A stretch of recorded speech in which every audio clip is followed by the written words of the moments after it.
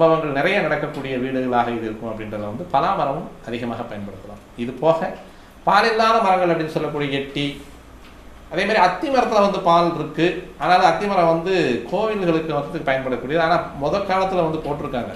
காலத்தில் வந்து அந்த ஈட்டி குத்துறது வந்து அத்தி எப்போவுமே வந்து உள்ளே விடாது, வெயிட்லெஸ், ரொம்ப வெயிட் இல்லாமல் இருக்கும். ஆனால் நல்ல ஒரு நார்த்தன்மை உள்ள மரம்.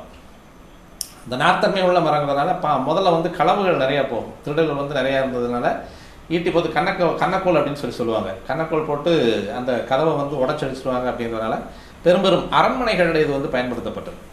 காவலுக்கு வரக்கூடிய அரண்மனை முன்னால் இருக்கக்கூடிய ராஜ கதவு அப்படின்னு சொல்லக்கூடியது, கோட்டைகளுக்கு அடைக்கப்படக்கூடிய கதவு, அரண்மனை கோட்டைகளை அடைக்கப்படக்கூடிய கதவுகளுக்கு எல்லாமே வந்து அத்தி மரம் தான் பயன்படுத்திட்டாங்க. இந்த அத்தி மரத்தை அவ்வளோ சீக்கிரமாக வந்து, அதாவது அந்த ஈட்டிலேயோ வாள்லையோ மற்ற ஆயுதங்கள்லேயோ வந்து குத்தி அதை வந்து ஓட்டப்படுத்த முடியாது.